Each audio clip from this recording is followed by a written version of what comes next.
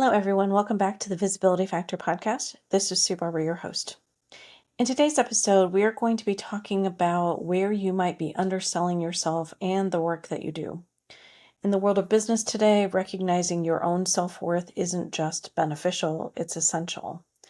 Many business leaders find themselves struggling with the challenge of underselling their abilities and their achievements. This issue often comes from a lack of recognition of the things that make you great, which can hold you back from personal and professional growth.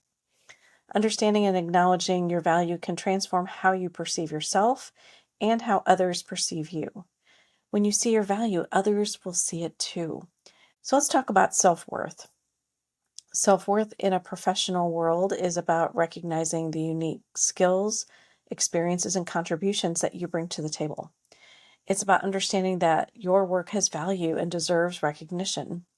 Now, when you trust yourself and truly see your value, it helps others see it too.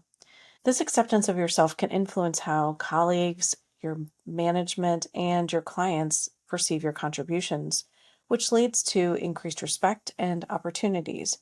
By embracing your worth, you set a standard for how you expect to be treated and valued at work. There's an old saying that says, we teach people how to treat us. And so be mindful of the way that you talk about yourself and your value and your worth, because other people will pick up that narrative and assume that that's the way that you want to be seen, which is not true. So you have to be mindful of what you say and what you do to ensure that you are showing up in the best way. Now, here's some signs that you might be underselling yourself. Are you hesitant to take credit for something that was really amazing and that you worked really hard on? Do you often downplay your skills or feel uncomfortable discussing your successes? These are common signs that you might be underselling yourself. I definitely had this challenge and didn't even realize it. I thought I was being humble. I thought it was the right thing to do to not really overly brag about the things that we were doing, but I just missed out on so many opportunities because I was doing that. Some other indicators might be avoiding leadership roles, not negotiating for fair compensation, feeling unworthy of praise. Now, if you can recognize these signs, that's the first step to change, right? Acknowledging that you might be underselling yourself gives you an opportunity to change that. What is the impact of underselling yourself? You might not get the opportunities in your career or your personal life that you really want. It can lead to missed opportunities as others may not see your worth and your potential if you don't showcase it. You might feel undervalued or overlooked. This is so common for many of my clients when they first come to work with me. This mindset can impact your team and your coworkers, as your lack of confidence might influence how others perceive your contributions and your teams. By not recognizing and communicating your value, you might limit your growth and success without even realizing it. So here are a few strategies to recognize and embrace your value. Start by keeping a success journal or maybe a folder on your laptop that you can put information in, feedback that you get from other people, if you get awards, or if you just have a good day and you want to write about it in your journal, whatever way works best for you, but you want to capture those because there may be days when things don't go so well, and you want to be able to look back on that and remember that you've done great things so many times, and this is just a little bump in the road. Seek feedback from trusted colleagues or mentors to gain an external perspective on your strengths. Sometimes we have blind spots and we can't see those, and so it's good to check in with people that you know will give you honest feedback and tell you where you stand with things, and that way you can make adjustments as needed. And then set some goals that allow you to stretch yourself to get out of your comfort zone. And when you take small actions and you start to see some internal shift in yourself, or someone else says something to you, be proud of yourself. This stuff isn't easy, right? You have to push yourself to do things that are very much out of your comfort zone, but can really move the needle in how people see you. These strategies will help you build a clear picture of your value, and it also encourages you to celebrate and embrace the gifts that you have instead of minimizing them and devaluing them. Because remember, when you see your value, others will see it too. So take action to build your confidence in your work. Take actions even if they're small, and practice saying good things to yourself. Don't put yourself down. Don't beat yourself up if things don't go well. This is about building skills, building muscles that you don't have right now, and it takes time for that to happen.